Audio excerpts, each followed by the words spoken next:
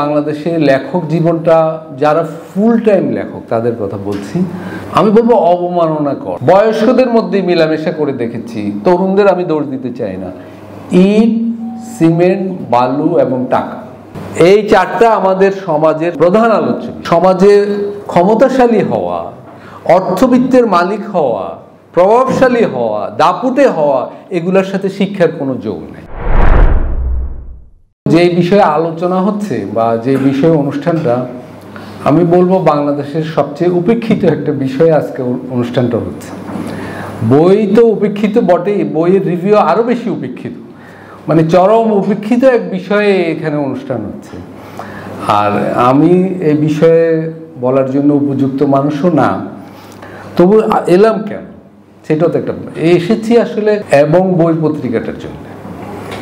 যে এবং এই পত্রিকা যিনি প্রকাশ করেন তাকে আমার মনে হচ্ছে এই কালের একজন সুপারম্যান আর কি, বা এই কালের অন্যভাবে বললে এই কালের এক পাগল ব্যক্তি আর কি।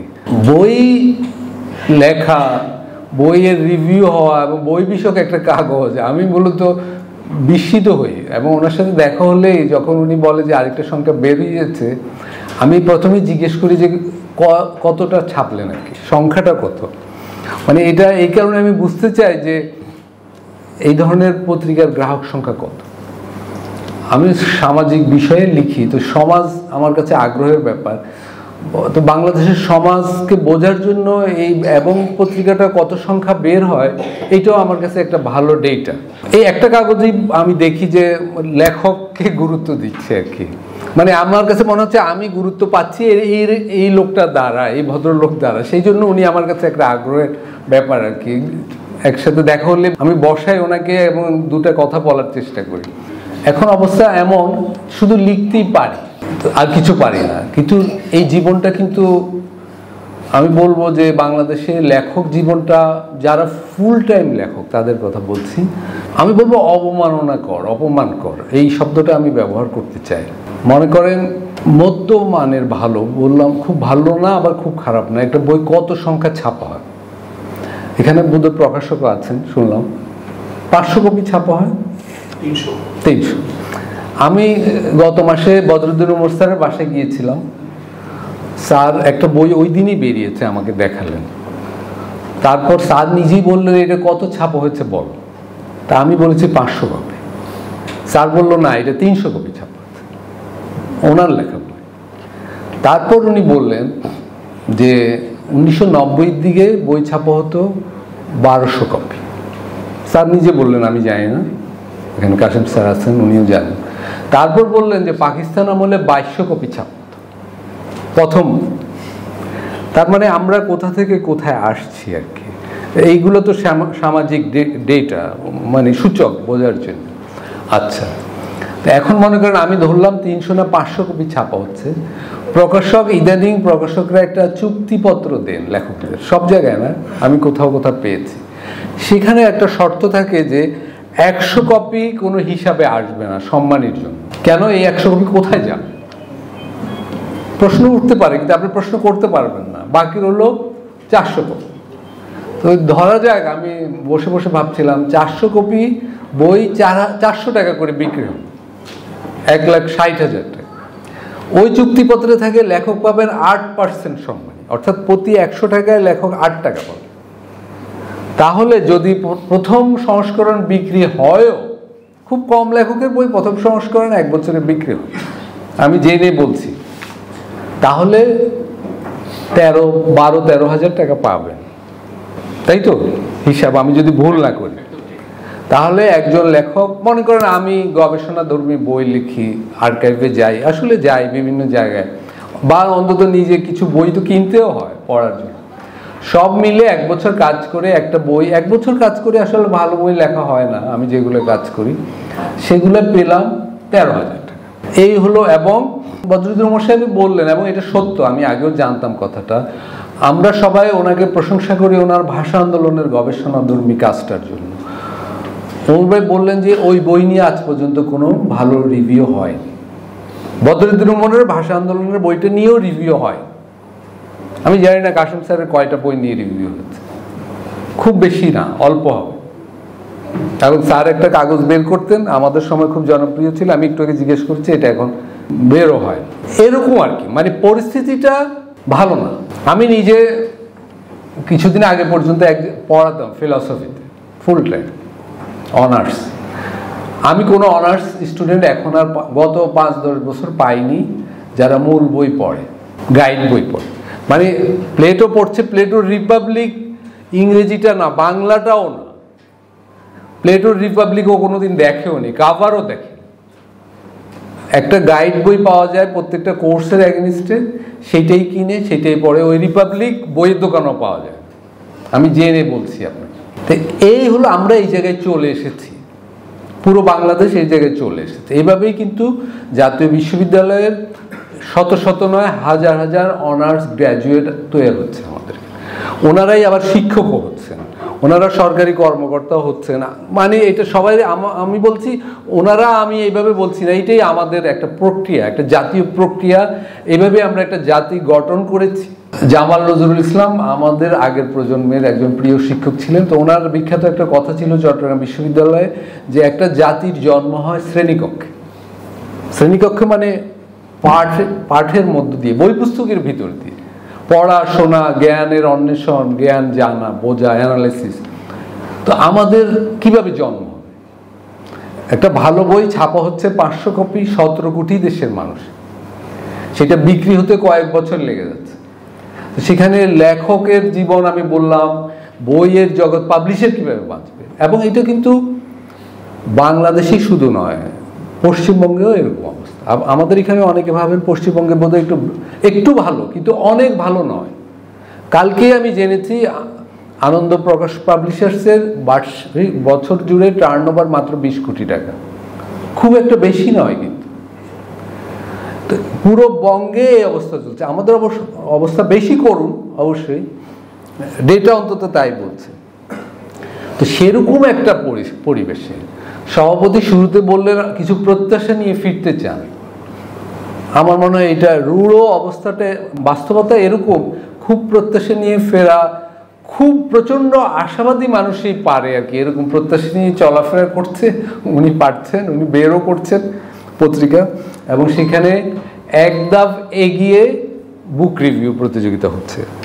আব্দুর রউফ সাহেবের এই বই দুটো আমি পড়িনি, কিন্তু ওনার অন্য রচনা আমি পড়েছিলাম, সেগুলাও লিখেছেন। কিছু মানুষ লিখবে, এটা সত্য, কেউ হয়তো পড়বে না, এটাও সত্য, কিন্তু এর ভিতর কিছু ব্যতিক্রমী ঘটনা ঘটবে যে একটা বুক রিভিউ অনুষ্ঠান হবে।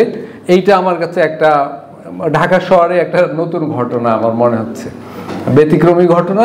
আমি এটা সচক্ষে উপস্থিত থাকতে চেয়েছিলাম, সেটা হলো আমার। বলতে পারবো যে না, ঢাকায় এরকম কিছু হয়। এবং বুক রিভিউ সম্পর্কে আমার একটু অভিজ্ঞতা বলতে চাই। আমি অনেক সময় 2-1টা বই তো কিনি এবং 2-1টা বই উপহারও পাই।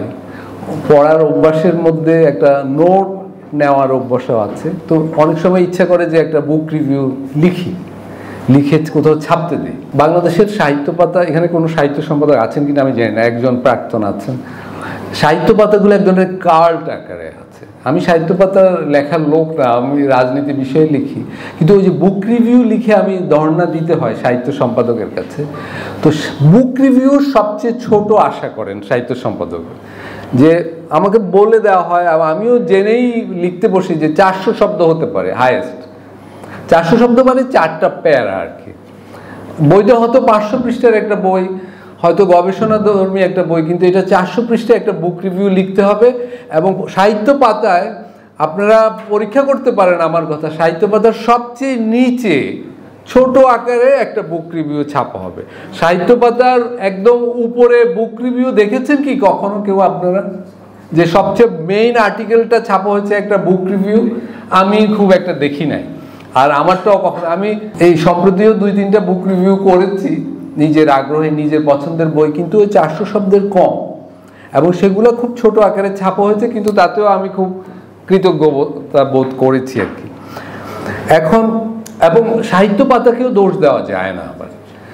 যেমন আমি যেই মতামত পাতায় লিখি, ওইখানে 5 জন স্টাফ ফুল টাইম, আর ওই কাগজেরই সাহিত্য পাতায় আমি খোঁজ নিয়েছি 1 জন স্টাফ। তার মানে সাহিত্য পাতাটা পত্রিকা জগতে, মিডিয়া জগতে এখন মোটেই মানে অগ্রাধিকারমূলক কোনো জায়গা না।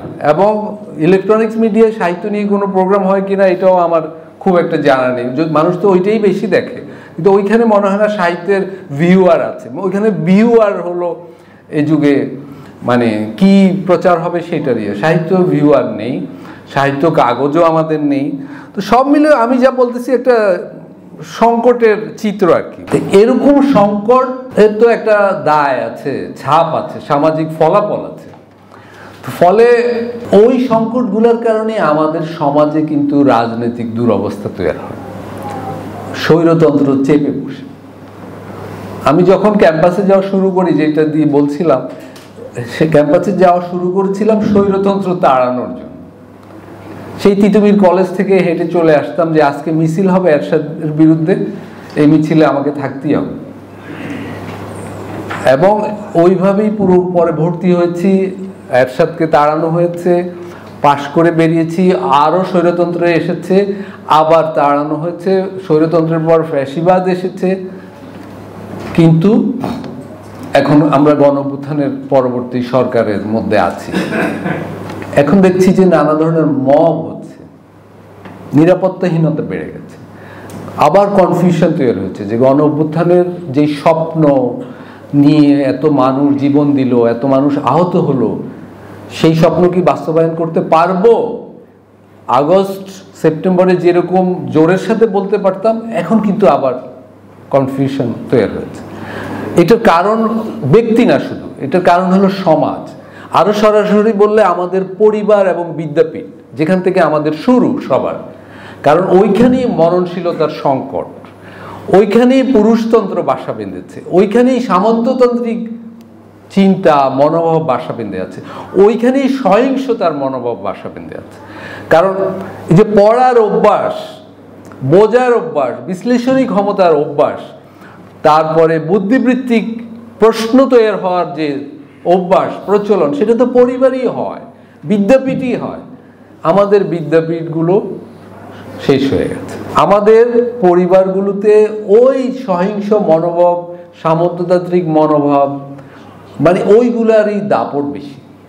আমরা একটা বড় ধরনের সামাজিক রূপান্তর ঘটে গেছে। রূপান্তরটা মানে ইতিবাচক দিকে ঘটে নাই, নেতিবাচক দিকে ঘটে গেছে।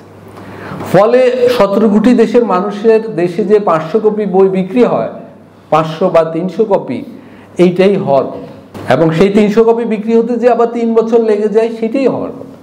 সাহিত্য পাতার যে কদর কমে গেছে, সেটাই স্বাভাবিক। এবং আমাদের আরো অনেক খারাপ পরিস্থিতির জন্য প্রস্তুত হতে হবে। মানে আমি আপনাদের আশাবাদ দিতে পারছি না, কারণ সমাজ বিজ্ঞানের ছাত্র হিসেবে আমি আশাবাদী হওয়ার মতো ডেটা তো পাই না।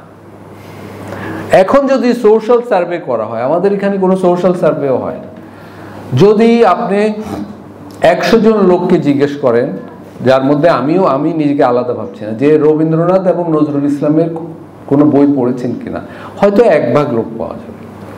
টলস্টয় পড়েছেন কিনা হয়তো 1000-এ 1 জন হয়তো পেতে পারে। তো এই তো আমাদের সমাজ।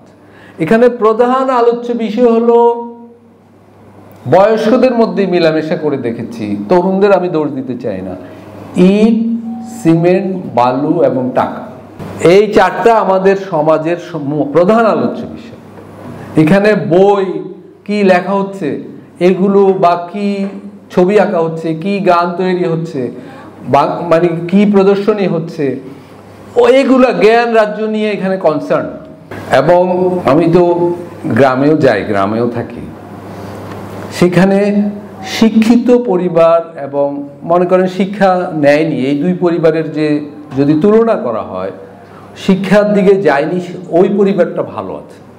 কারণ সমাজে ক্ষমতাশালী হওয়া, অর্থবিত্তের মালিক হওয়া, প্রভাবশালী হওয়া, দাপুটে হওয়া, এগুলোর সাথে শিক্ষার কোনো যোগ নেই। এগুলার অন্যান্য পদ্ধতির বিকশিত হয়ে গেছে সমাজে। আপনি রাজনৈতিক দলের সাথে আছেন কিনা, আপনি প্রশাসনের সাথে আছেন কিনা, আপনার প্রশাসনে গুরুত্বপূর্ণ ব্যক্তিরা আপনার আত্মীয় স্বজন আছে কিনা, আপনি বিদেশ যে টাকা আয় করছেন কিনা, বিদেশে গিয়েছে কিনা পরিবারের একজন, এগুলো হলো এখানে সম্পদশালী হওয়া, ক্ষমতাশালী হওয়া, প্রভাবশালী হওয়ার এখন মানদণ্ড, উৎস।